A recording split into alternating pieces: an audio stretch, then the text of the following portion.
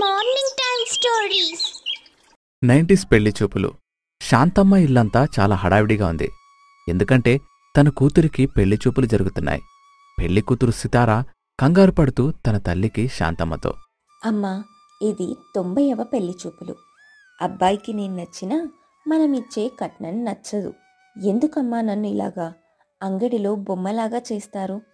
ఇప్పుడు నాకు పెళ్లి కాకపోతే ఏమవుతుంది? నోరు మూసుకొని ఉంటావా?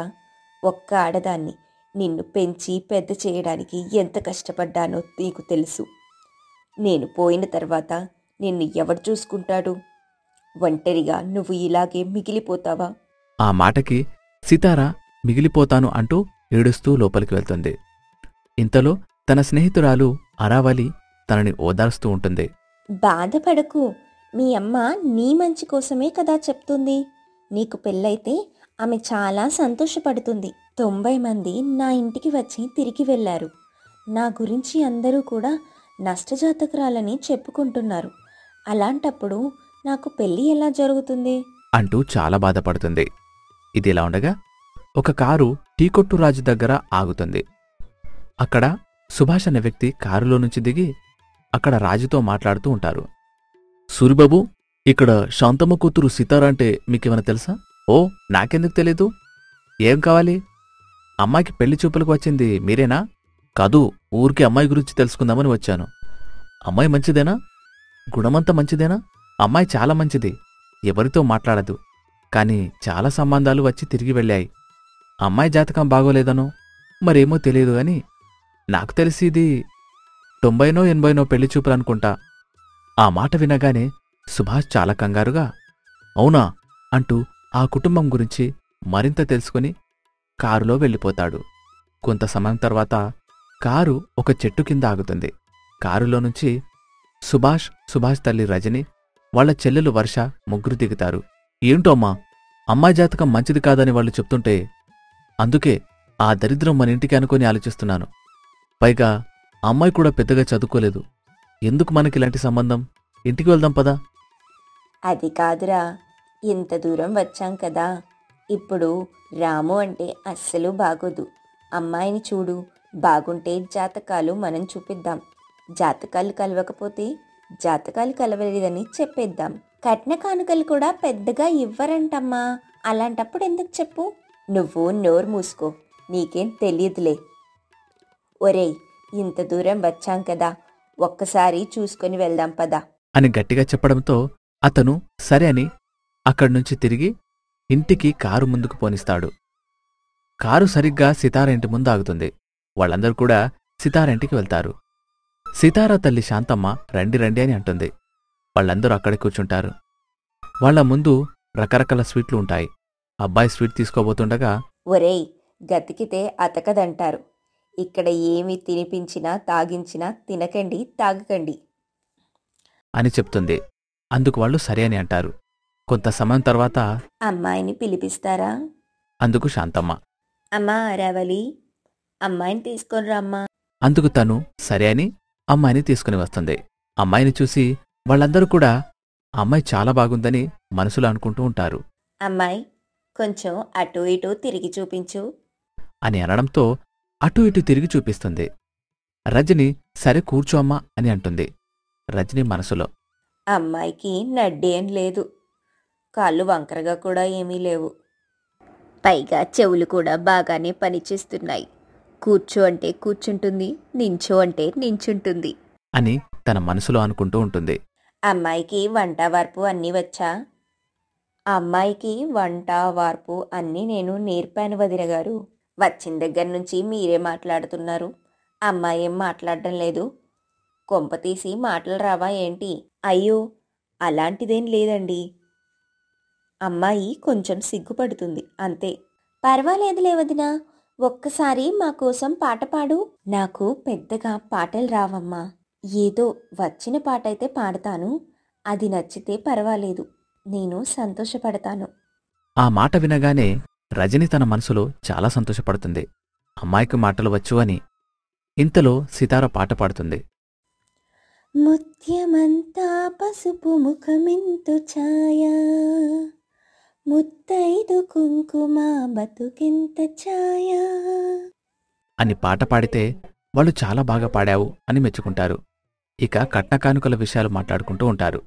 దానిని విన్నాక తల్లి రజని, అమ్మాయి అయితే మాకు బాగా నచ్చింది.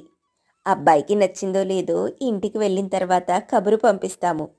ఈ పంతులు గారు సాంబయ్య ఉన్నాడు కదా, ఆయనకి చెప్తాలేండి. ఇక మేము బయలుదేరుతాము అని అనడంతో వాళ్ళు సరే అని అంటారు. ఇక అక్కడ్నుంచి వాళ్ళంతా వెళ్ళిపోతారు. వాళ్ళు వెళ్ళిపోయిన కొంత సమయం తర్వాత సితార తల్లితో, అమ్మా, ప్రతిసారి జరిగేది ఇదే కదా.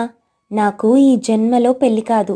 ఈ రోజుల్లో పెళ్లి జరగాలంటే మన దగ్గర డబ్బు బాగా ఉండాలి. అమ్మాయి గుణవంతురాలైతే సరిపోదు. ఆ మాటలకు తల్లి ఏం మాట్లాడకున్నా అక్కడ్నుంచి వెళ్ళిపోతుంది. అరవలి వాళ్ళకి ధైర్యం చెప్పి అక్కడ్నుంచి వెళ్ళిపోతుంది. 2 రోజులు గడిచిన తర్వాత పంతులుగారు సుభాష్ వాళ్ళని తీసుకొని పక్కింటికి వెళ్తాడు. దాన్ని చూసి తల్లి కూతుళ్ళిద్దరూ ఆశ్చర్యపోతారు. ఇంతలో అరావలి తల్లి సితార వాళ్ల దగ్గరికి వచ్చి సితారతో, అరావలి, పెళ్లి చూపుల కోసం వచ్చారు. అమ్మాయిని కొంచెం రెడీ చేద్దాం, రామ్మా. అందుకు సితార సరి అని తనతో పాటు వెళ్తుంది.